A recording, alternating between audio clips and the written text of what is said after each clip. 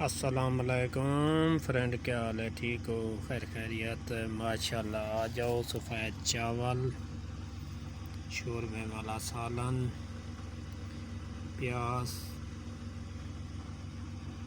खीरा, बड़े मज़े का और फर्स्ट क्लास। पहले चावल उबाले, बाद में सालन बनाया रखा हुआ था, वो गरम किया और ये डाल दिया। जिसने खाना है आ जाओ,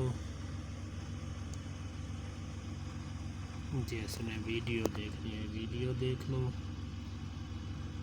आसान सा तरीका चावल उबालने का। 1 कप चावल, 2 कप गिलास उबल जाएं, पानी ख़त्म हो जाए, दम दे दें। और मैंने तो प्याज काट के ऊपर डाले थे, 1-2 आलू भी डाले थे। ठीक है, ओके, अल्लाह हाफ़िज़। फिर नए वीडियो के साथ।